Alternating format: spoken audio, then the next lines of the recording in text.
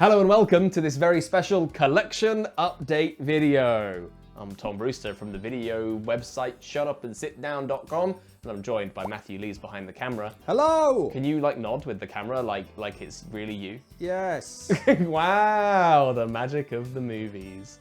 This is a video where I'm going to talk about what is in my board game collection, what's been added, what's been changed since last time. Because last time we filmed one of these videos, I didn't have that many games in my collection. There were gaps in this thing. Yeah, you've really filled out. I've filled out all say. these little things. We should probably address the elephant in the room, which is the fact that why have I got these weird pieces of paper stuck to my collection? It's because they're secrets. It's because they're secrets. I've got a category for each one. We're going to reveal them one by one. What? So that you'll find out what is behind these things slowly, and it'll be exciting. Isn't that exciting? I'm excited. I'm excited too. Cool. I wanted to start with a little preamble thing where I was just going to say two things about this collection. Thing number one, I live with my partner, and she has requested that I keep all of my board games restricted to this Kallax. I cannot exceed the bounds of it, except for at the top, where I have put some games up here. But And just before anyone jumps into the comments, putting my finger out, that is completely reasonable. Yes, it's very reasonable. If your partner requests as well that you maintain your hobby to some form of limits, yep, that's fine. Especially when the hobby is also the job, because there are multiple times a month where this room that we are in now just has board games on lots of the surfaces. Boundaries are important. Boundaries are really important. Nod. Good. I think it's reasonable. And this is the second part of this. So I'm restricted to this Kallax, which means that there's not going to be, this is all the games. And I will never, it's a one in, one out system. I'll never have more than this number of games. Unless I turn a big game into multiple Apart from the ones games. sitting on the top. Stop it, don't look at them, don't look at them. Everything's fine. Okay. But there is a loophole, that's the other thing. Don't worry, there is a little loophole, which is my collection is actually not restrained to this Kallax because it's in other people's Kallaxes. Oh, yeah. You may be wondering throughout this video, but well, Tom really liked that game. He reviewed it really positively. Why is it not in his collection? Probably because it's been given to someone else. So it's still technically in my collection because it's my copy of the game, but it's inhabiting their space and annoying their partner instead. If you love something, let it go. Exactly. Also, every now and then, somebody you know just comes and gives you a copy of Avalon, which is apparently yours, and you're like, oh, I do own this. Cool. It's a nice surprise. I saw that we had the Slay the Spire playthrough in the back end of the YouTube, and I was like, oh, I want to play Slay the Spire, but I don't have a copy. Actually, I do. It's just somewhere else right now, and I need to ask for it. And then I can play it. Whenever. Isn't that great? Board games. Who knew? Games. Should we start? Yeah. Should we look at some shelves? What's behind sheet number one? I mean barrier number one. What are we calling them? Is it like an advent calendar? Door number one. What's behind door number one? It's a door. Can't you tell it's a door that we've put? Yeah. What could possibly be behind it? Well, this category is odds and ends. That's quite satisfying. Yeah. I think all collections should do that. It's Brass Birmingham. Who knew? The reason this is called odds and ends is because I don't really know how to categorize the bits and bobs in here. We've got all kinds of weird things like Dutch Blitz, which is a little, I'm holding it like it's a smelly sock, but it's really good. It's like a little, it's the Wonderful Goot game. Wonderful and Goot. That's written in a kind of not great. That's not great. But It's never not mind. great. Let's just put it back. Let's fine. pretend we didn't see that one. You've also got Cheese Thief. I've also got Cheese Iconic. Thief. Yeah, this is just a weird little bundle of different games, but Brass Birmingham's here because it's nice and slim, and so it fits down the little side here. Got Evolution, which is still in my collection, despite not being my game.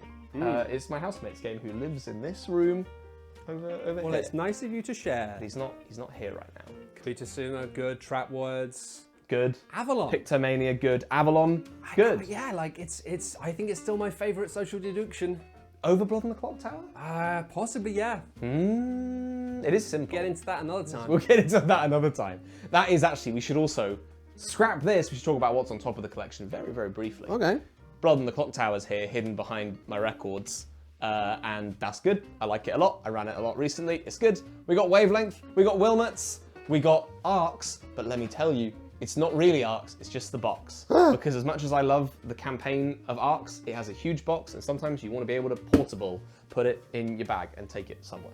And we got Innovation, and we got Turncoats, and we got Innovation Expansions, and Lacuna, because it's nice.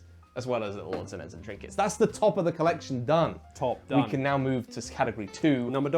Oinks and Extras. Oinks and Extras. The Oink Annex of extras. Isn't that exciting? In here, we have all of the good Oink games. Do they go back doubled? No, they don't. They're in a single. There's no doubling in here. Don't you worry. This is the start of the small game onslaught, which is this whole top row as we start just getting into small game after small game. But we have the only good Oink games: Dro Polter, A Fake Artist Goes to New York. Yep. Startups, Yep. Masked Men, Deep Sea Adventure, Boost, and Scout. Is that Deep Sea Adventure? But then I can't help but notice that most of the space on your Oink and Extras is just extras. Yeah, almost also, all like, of the space you know, is extras. I just want to be like, the fact that you've labelled hundreds of horses as an extra, Galaxy Trucker as an extra. Iconic stuff. Galaxy Trucker is actually regular trucker. Just a normal truck. Just a normal truck, gamers. Nice. Listen, this is a weird shelf. It's got weird, like Mogul is in here. Do you remember Mogul? It's like No Thanks, but with trains. Yeah. It's just a weird little oddity. And Strike is also like it's a beautiful, beautiful game, but a real, just like an oddity within the rest I'm of the collection. surprised to see Cartographers on there. I think Cartographers is on there because it's cozy. I liked it. I just remember that being one of those games akin to like Dune Imperium that when I was like, I like this, everyone else was like, it's fine. God, I don't remember. I went back and listened to the Dune Imperium podcast where me and Ava were shouting at you for being wrong about Dune Imperium. Yeah, and I was just sat there like shaking my head the whole time, being like, this dweeb is so wrong. Well, yeah. I think I took it pretty gracefully. Yeah, I think so too. You come across very reasonable. We come across as bonkers. Yeah, well, that's life. It was COVID. It was a different time. Right. Other stuff in here includes this little cheeky game, Bottle Imp, which you may see in a little small game roundup video, and this is delightful. Although I do kind of prefer the original art, even though the original art is a lot worse. Yeah. Because it actually tells the story of the Bottle Imp, whereas this stuff is just abstract, and it's nice, but like, come on now. I want to see people. I want to see people getting polluted by its influence. Anyway, that was Oinks and Extras. Number 3. Number 3. I'm busy. Oh, okay, fine. Sorry, I got a little excited. Door number 3, Small Game City. As if this wasn't Small Game City, we got more small games. That is more small right games. in here. What's in here that's exciting? You got all of the hits. You got No Thanks. You got Geist Blitz. You got Cockroach Poker. You got Patchwork, still in shrink, as God intended. You got Skull, Courtisans. Just look at all these lovely tiny little games. Yeah. They're all delightful. You might also see Rico. I think you will like this game a lot. Yeah, I've heard people say that. Check it out. It's great. It's just like, you know how we always say that the best games are the ones that have themes that are just so mundane they become interesting. It's about sorting, recycling, and it is delightful. It's so good. Big recommend for Rico. You might see that in a little small game roundup. Seers Catalog as well. Seers Catalog is wonderful. And I can see, truly odd. Obviously, Bohnanza. Oh yeah, the very 25th same. anniversary Although edition. I'm sad because I don't think it has Uwe in it. It doesn't have the postcard. Well, it's because you've taken it out and put it somewhere prominent in your house, Well, haven't you? no, I haven't. I think I covered it in beans. I thought I saw. That's not Uwe. Oh no. Don't that's you be not telling me Uwe. that's our boy. Sorry, that's. I just saw the outline of it. That's not Uwe. That's Bjorn Pertoft, He's the artist of Bohnanza. The original Bean Boy. The original Bean Boy.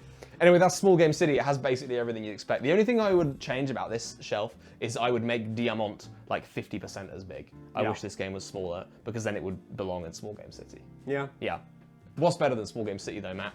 Big Game City. Small Game City 2, it's more games. Oh my gosh. Yeah, let's have a little look. Yet more small games. I know what you were thinking about this shelf. You were thinking, Tom, this is all of the best small games that money can buy. But then you see Small Game City 2 and you think, actually, there were more good small games than I thought. Who would have known after us doing this for 15 years that there's actually more than one shelf's worth of good small games? It's very true. Notable things that might... There's a lot of stuff in here that I think will just be kind of accepted as like, of course it's in here. Like Condottier's in here because it's just great. It's your copy of Condottiere. Has a tiny bull in it, and I don't really know why. I probably put that in there. I am sure you did. I don't know. It definitely doesn't fit with the rest of the game. Yeah. We got stuff like Hungry Monkey, which we like, Six Nymph, Wizard, all like good Crew, stuff. yeah. The Crew, just good games. Here are the exceptions that are not because they're bad games, they're just like a bit weird. Are these two down here?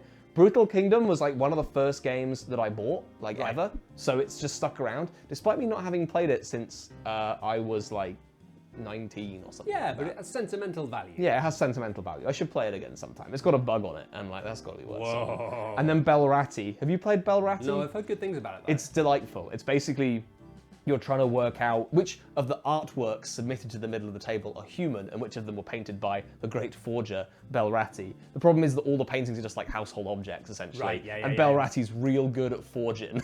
It's great, and it just makes people laugh. And I think that you should just keep games that make people laugh, including... Yeah, I saw that. You can't hide it from me. Tonga Bonga. I love Tonga Bonga. Tonga Bonga's fantastic. So good. You've also got some wonderful like fantasy trash there. Like you've got like Fantasy Realms and Wizard, are two games I think that have like kind of that schlocky on the edge of embarrassing art. Yeah. The game. Whew, the But game yeah, is exactly. The game underneath is nice, and I kind of like the like slightly schlocky, embarrassing same. artwork for these because it's not on the line where it becomes like grim. It's great, and obviously all of the lovely Monica's bits and bobs. And the little Cosmos pop-open games, including Lucky, designed by our friend Drew. Yeah. It's great, worth checking out. So mean. Really mean, nasty little dice roll and push your luck game that I think is great. It's fun. Cool.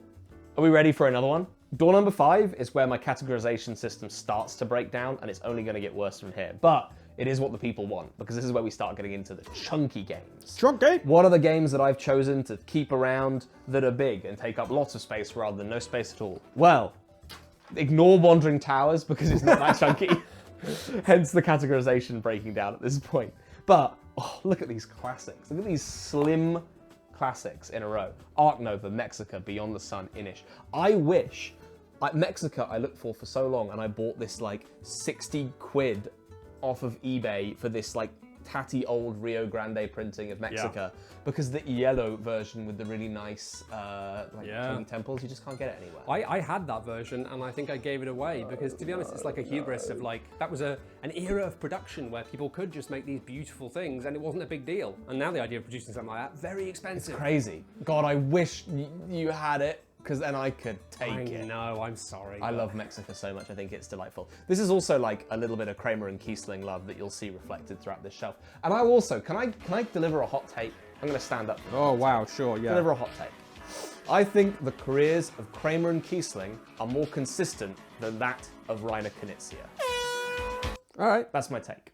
I feel like some people are going to be really frustrated by that, but I think Kramer and Kiesling just put out banger after banger, and The Good Doctor puts out some real stinky stuff. Yeah, that's true. Anyway, Wandering Towers is delightful. It's not very chunky. We never did a review of this, but we should have, because I think it's kind of the perfect party game. Well, not even party game. It's not a party game. It was in a family gift roundup. Yeah, and that's where it should live, in the sense that it is just this delightful family game about remembering where your wizards are, but it just punches like way above its weight. It's really good.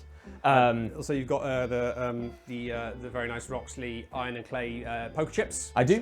Which you've borrowed from me. Stole from you. Well, yeah, you've borrowed them for probably about 7 years now, maybe? So, something like that. It's, you know, legally, I think they're probably yours at this point. They've been borrowed for a while. I also have the Arc Nova expansion, which has been sort of like crammed down here, that I one day would like to play. And I also have this bag that says Eternal Decks on it. Isn't that nice? Isn't that nice? That's nice. Yeah. Shouldn't that be with the game Eternal Decks? Yeah, probably. Yeah.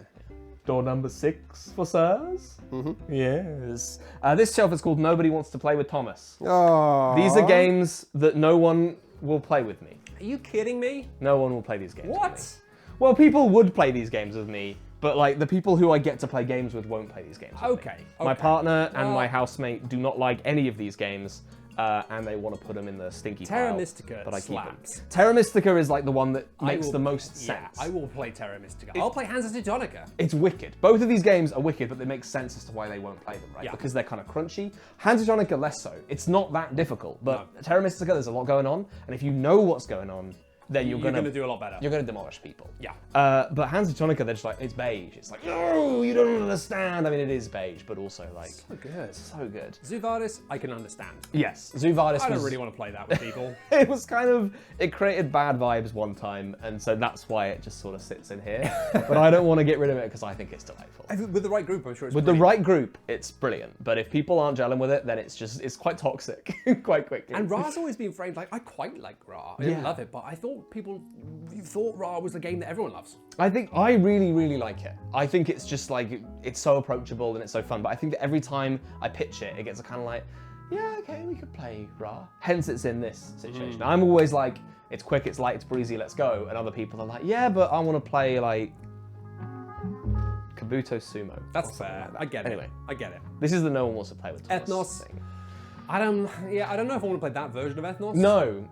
Which is annoying because like... Ethnos is a cursed game because every version Yeah. of it has had something that's a little bit lacking. I feel like the original one was like fantastic and you just thought, you know what, if a few things were slightly better, this would be a slam dunk. Every version of it since has gone off in such a different direction. Yes. It's just got it wrong in a different way. Exactly, It's like, exactly. we could just know. Yeah, just get it right. Like, they could honestly keep a lot of the original art and presentation of OG Ethnos. The one thing they needed to change was, like, the board is quite ugly, and the little pieces you put on it are, like, wrong. And maybe don't call it Ethnos. Maybe don't call it Ethnos this time. It just has a weird vibe calling a game. But they keep taking Ethnos. mermaids out of it. And why would you do that? Should we move on to the next little shelf? Door number 7. Let's cooperate. All right, it's my great. shelf of cooperative games, like Undaunted and Concordia. Hang on. Yeah, you can see why the cooperation aspect kind of fell apart. My categorization. Sure. It's called this because Leviathan Wilds and Gloomhaven Jaws of the Line are here, which are the co-op games that are going to stick around for ages because they're both bangers. I would say that, yeah, like in terms of like cooperative games with legs, like you've got 2 of the best ones there. Yeah, you can also see at this point, you can see the small games kind of bleeding out like an infection into other shelves. I've kind of crammed Ito here, which fits the cooperative theme. It's cooperative. It does. Also got Undaunted OG style. I was going to keep Undaunted Stalingrad, but then I think that this is just more approachable to just pop out and play with like random people. I think so. Yeah. And that's fine. And then we've got Misfits Big Old Stacking Game, which is what this strange little box is here, which can be played cooperatively or can be played horrible, mean style. It's good stuff.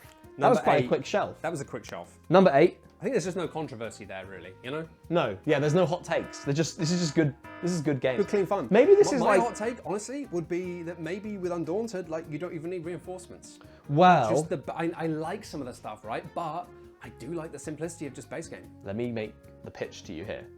Undaunted Reinforcements is only a tiny bit bigger than the base game box. That's true. And this bad boy, it's got Undaunted Regular and Undaunted North Africa. Yeah. And the expansion-y stuff in there as well. It's good. And it doesn't take up much space. You know, I don't know what I was talking about. Yeah. I've made a fool of myself. Yeah, shut up. Let's move on.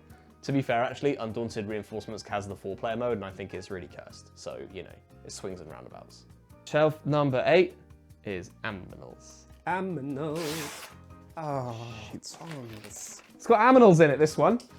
Shark, Beast, Not these two. Cascadia.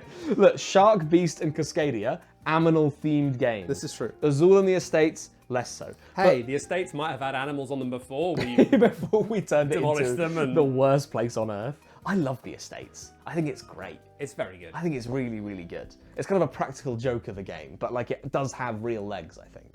And then Shark, which people might not have heard of, but I think it has the best board game cover ever. Yep. Look at this. Yeah. Look at this. Yep.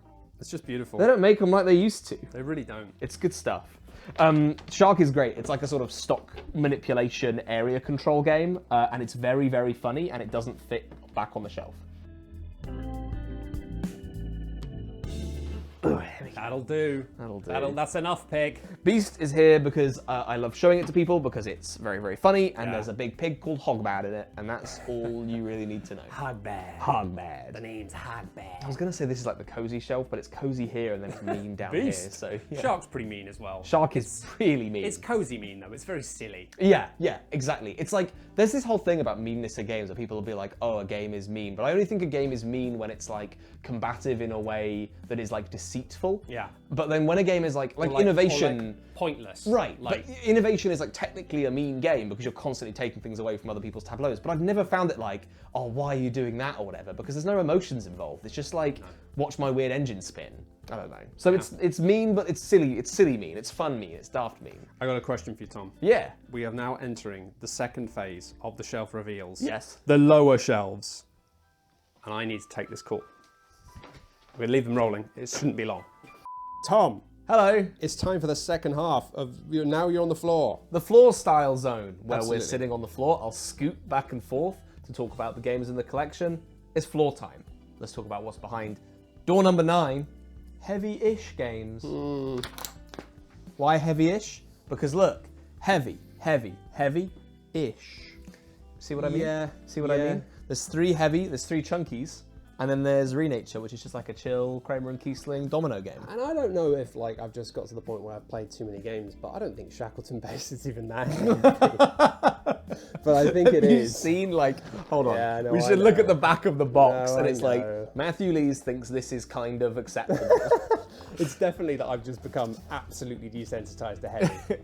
I do completely agree though that Shackleton Base as a game is like, there's a lot going on. It has the appearance of a big crunchy Euro game, but the interactions are pretty like It's quite simple. straightforward. It's simple, but all of the juice is in like Yeah. understanding other players and stuff like that. Yeah. But yeah, that's what that is. It's just like some Pipeline good, isn't though. solid Pipeline games. is just juicy. Pipeline is just nasty That's numbers. the kind of game if you haven't got your blood sugar in check before you start, then you might feel like you're going to pass out. Yeah, you're in the danger zone. I haven't played the Game of Thrones board game for absolutely ages, and you can see like it's physically falling apart. Yeah. But this is it's a nostalgia pit. Yeah. It's through uni we played this like hundreds of times, not hundreds. We played it a lot of times. What felt approaching like, 100. yeah. What felt like hundreds of times. Yeah. And that is going back to our conversation earlier. That's a mean game. Yep. That is a horrible, nasty. It creates a lot of feel bad moments. But we loved it.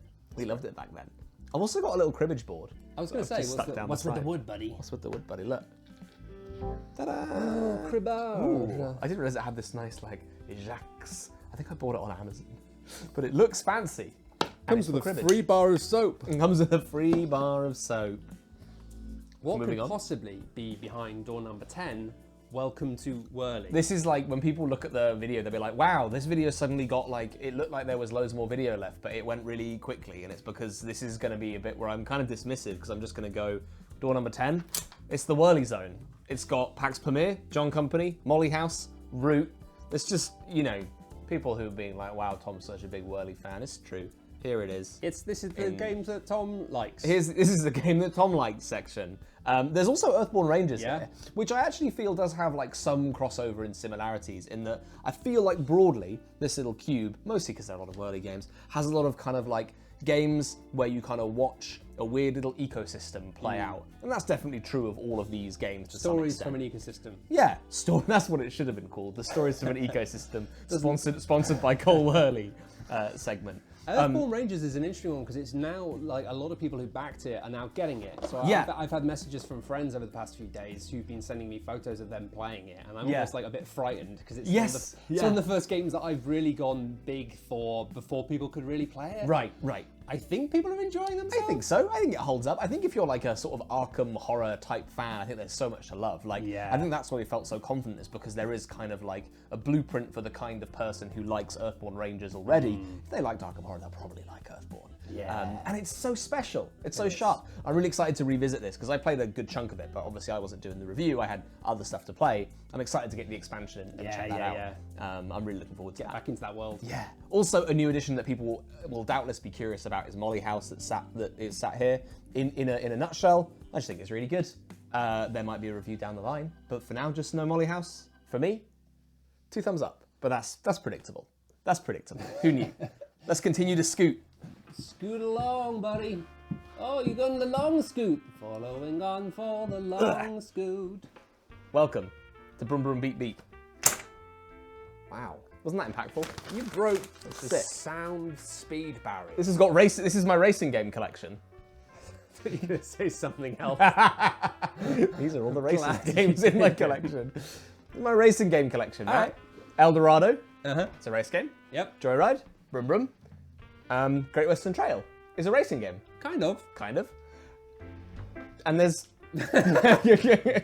Man War 44. It's kind of a race to kill the most people. Yeah. If you kill the more people than the other person, you win. And- Some of the scenarios are kind of like a race. Rebel Princess. Well, yeah, you can also see this is continued infection spread from Small Game Right, City. yeah. This is like the sewage system. That's kind of mean. It makes it sound like these games are sewage. They're not sewage, they're really good. But the games that have kind of trickled down from here, they've kind of ended up in the nooks and crannies of other bits in the Yeah. collection. To be fair, maybe my favourite recent small game is in here, Linko. Yeah. Did you see the comments on that video, Matt? No. Because everyone was like, they're I not... try not to look at it. Yeah, they're always, makes me they're always so depressed. mean. Linko, it's not foxes. We said it was foxes. Oh. It's lynxes. Oh, that Links. makes sense, doesn't it? Hence Linko. But then apparently there's like some clever wordplay. I'll put it on screen here if I remember in the edit. There's like some clever wordplay that means like the German translation is like sharp and witty for some reason. I can't remember why. All right. Well Something to done. do with Lynx and Lion and stuff like that. Anyway, it's Somebody good. said the same thing to me about Bohnanza. They said that like there's actually a lot of like clever German puns. Yes. Like the name for like an ammunition magazine sounds like the same as like it's Blue Bullet, like so it's like Blue Bean or like something. So that's why. That's why as in the game. That's why I the was Blue like, Bean is like a cowboy. I thought you were trying to explain to me why Bohnanza was like a funny title. no, Like, no. yeah, because it's like born as bean. I'm fascinated by category number 12. Simply not for me, thanks. This is an important. Actually, one game in here shouldn't be in here. Actually, I was meant to just swap it round at the start because it had ended up in the wrong place. But How are you getting worse at doing that? Let's just peel it off sensibly. You're never going to be a magician. Cosmic Encounter and Curious Cargo don't fit into this category. I was going to say it's a common theme with this. I can't remember what it is. There's something else that should be in here. I'll maybe remember it. I'll put it on screen or I'll remember it at some point. But this got because we played Cosmic relatively recently and I just chucked it back in here. Yeah. But anyway, the point is this is my little selection of games that are here because my partner really likes them. So these games. From here, maybe Acropolis would stay. I love Acropolis. Acropolis is cool. But Anno, Corrosion, and Digit Code, I do like Digit Code a lot, and it is small. But like maybe they would be ones that I would think about moving on from my collection or giving to someone else if my partner didn't like them as much as she likes them. So like Anno 1800 on the podcast, we were like, yeah, it's fine, and we kind of blasted it for being colonialist and a bit bad. But like she's like, yeah, this is the best. And so it stayed. It stayed so fair. much so that I actually gave away the copy originally, and then I bought a new one so that she had a copy to play. That's nice. Isn't it It's funny how, when I first saw it, it's like, not for me. I'm like, Curious Cargo's not for you. It's like, it's the most Tom, Ironically, for Tom game. Curious Cargo is a game that my partner absolutely hates. So it's kind of nasty that it's found its way into this Cube of the Calax, which is games that she does like. Anyway, that's the not for me thanks category. So if you're confused as to why Anno 1800 is in here, that's why. Should we scoot again? Yeah, let's do it. We reset the scooty cams. We're in the last leg, the final forlong of the collection. Because there's 4 of them. There's 4 of them. It's good. It's clever. Number 13. It's prizes, Matt. I just won all these prizes? You just won all of these! We're sending out one of these games to every viewer of Shut Up and Sit Down. Including me? Because I like Sick Ladies and Flamme Rouge. I don't know where my copy of Flamme Rouge is. You can have them both. You know, I was saying about how it's really cool that you like lend people games, and then, and then I tell you the other side of that is you have lent someone Flamme Rouge and you can't remember who. I would lend you Flamme Rouge just so you could play the expansion to Flamme Rouge. Because you'll notice, just as a little sneak preview for later on, there are 2 notable sidekick games, racing games, that are out there, Heat and Flamme Rouge. And often it's like, oh, which do you prefer? Which should you keep? Which is the best? I've got both. I like both. I like both. I think they're both really good. Flamme Rouge should be in the racing games section. Yeah, it probably should. But then it wouldn't fit in the prizes slightly category. more racing than Memoir 44. That's true, just a little bit, just a tiny little smidge. I do like calling Great Western Trail a racing game. Anyway, this is this Flamme Rouge's expansion is so good. We talked about it on the podcast. Yeah. You should listen to that podcast. It is probably one of my favorite single board game expansions out there. It's really good. It's really sharp. It's really fun. It makes it into an actual Tour de France, and your cyclists get tired, and that's great. Because normally in Flamme Rouge, you put your pedal to the metal, as it were, at the end of your race. Yeah, it's that thing we talk about in games of like what happens afterwards. It's like all the cyclists die because they're so exhausted. So tired. And the Tour de France makes that a reality. It's great. And we also have Black Forest. We have I'm the Boss down here and Cyclades up here. Cyclades is a recent addition. I've only actually played it once, but I knew that I wanted to play it more than once as soon as I got it. I should find the time and the group. Yeah. I'm surprised that I'm the Boss isn't in the collection of games that people don't want to play with Tom. That's true. I'm horrible in I'm the Boss. I'm a mean little boy. No, I'm the Boss is in here because it's a prize, Matt. Because You won that. I won it. Yeah. Right? And did I win the rest of the games? Yes. I won our Tour de France of Flamme Rouge, and therefore it's in the prizes category. And that's it. I didn't win the other ones. I was going to say, I'm like, how do you win Black Forest? No, we just got a copy of it at a convention. I didn't win. Is that winning? I mean, it feels like winning. Did sometimes. I win our playthrough when we did a playthrough? I don't know, probably. I'm going to say I did. Yeah, probably. Why not? Let's move on. I mean, this one is literally called I Don't Know. Yeah, I don't know about this one. What do you mean you don't know? Well, I don't really know what's going on with this one. Oh, I mean, you just couldn't come up with a theme. It's got There's no some great games in It's there. got no real category. I thought you were going to be like, I don't know about this one. I'll open up all the games. It's like, it's 80s MB games. Yeah, It's just all really bad. Tom, this is just like 4 copies of Connect 4 that are missing most of their parts. I like to keep one one cube of my Kallax just full of games that I really dislike, just to show where we've come from, you know? No, this has just got a weird little bundle of games that I didn't really know what other category. Is that just a Root expansion? It's just the little box of hirelings for Root. Okay. Just all the little extra dudes you can chuck in a little box. That's all it is. Which is weird, because most of my Root stuff fits in my horrible construction here, but then when more Root stuff arrives, I'm going to have to rethink my whole life. But yeah, it's the Root hireling box is here, Decrypto is here, but it's actually kind of a dead copy of Decrypto because it doesn't have any sheets, because I played it that many times. Wow, you played that many times? Yes, we played it a lot at uni, and I ran out of sheets for Decrypto. It is a really good game. Isn't that mad? That's crazy. It is so good though. I really recommend Decrypto. Probably should be like up here somewhere, but no. Well, you can't play it. Well, you can't play it. It would kind of be that's annoying why if it's it here. was, right? Exactly. You'd be like, oh, let's play that. You'd be like, we can't. Inhuman Conditions is also down here because it's a game that like I never really know exactly when to break it out. Like a 2-player role-playing game kind of deduction thing. It's a bit of a weird one. And then like Icky, I really admire and I really like it and I want to keep it, but I haven't played it I played it twice since the review, and I just struggle to find a slot for it. So this could be on its way out. What's not on its way out? Tigris and Euphrates, which you got me a copy of. I think it's your copy of it. Yeah, that's how I got you a copy of it. I gave you my copy. Did I tell you what happened to it? What do you mean? Something happened to it? Not very good. It's bad. What happened? I broke the board. Oh no. The board was all warped, and I tried to bend it against the seam, and it just snapped. Okay, well I might be able to repair it. Oh. I'm quite good at fixing things. All right. So we'll have a look at that. Well, okay? Well, you reacted to that well because I just snapped your copy of Tigris and Euphrates. No, you didn't. You snapped your my own copy of Tigris. I gave it to you. It's yours. Yeah, that's true. I could do what I want with it. Yeah, I mean, throw it into the sea. I prefer that the gifts I give you, you don't just destroy. but so far, that's what I've done. And if that's really what you want to do, then fine, I guess. You ready for the penultimate shelf? Oh, sorry. It's the sequel to the Whirly Shelf. Oh, you thought you were out of... You thought you were out of the Whirly Zone. One last Whirly You're actually back in the Whirly Zone. You're not really. Like, 2 of the games here are Cole Whirly games, but the other games, they're just so big that not much else fits on this shelf. We got Modern Art over here, Rhino Knizia Auction Game Classic. That is in this little bit. I love Modern Art. It's great. It's really fun. All the artists have great names, and it's fun to be like, it's good old Steady Manuel and stuff like that. It's just a good game.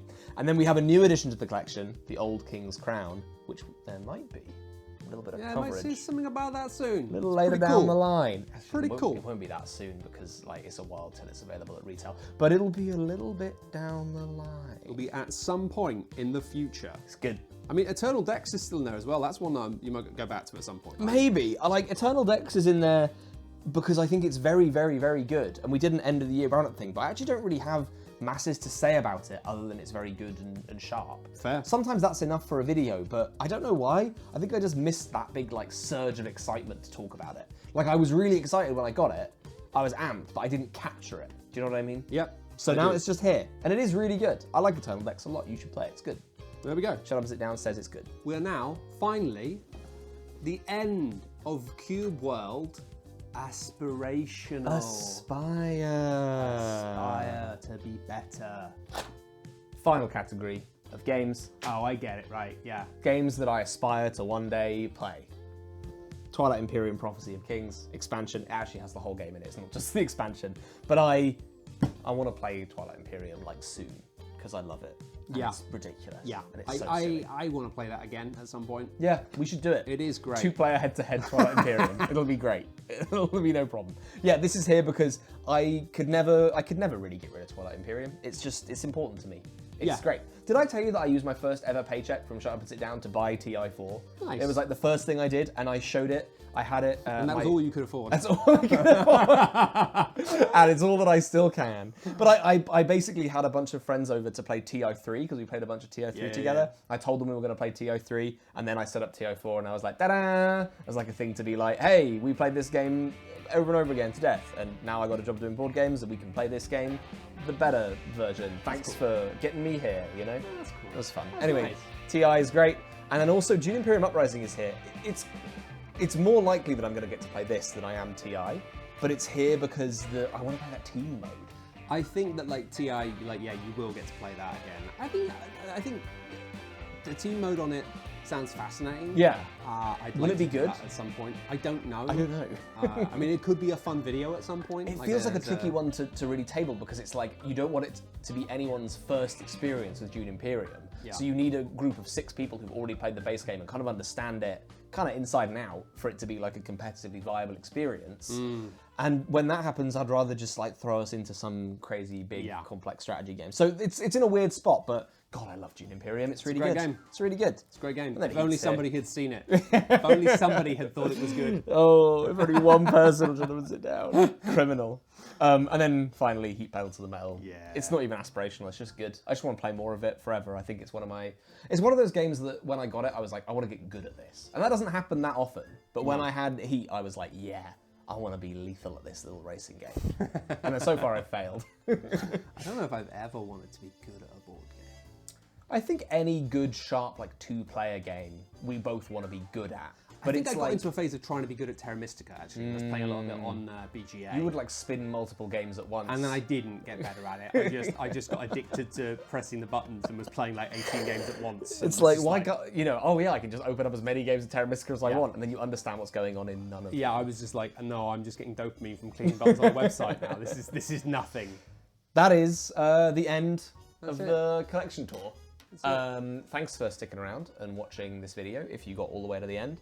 I will put more games in it, but I'll get rid of other games. And then a few years down the line, we can do another one of these where you're like, what the hell? Why did Tom get rid of Eldorado? Why does he just have 80 copies of Connect 4? Why does he have just like 9 million Arcs the Blighted Reach expansion boxes and nothing else? It's because it's what I need, and it's what I deserve. Don't yuck his yums. Don't yuck them.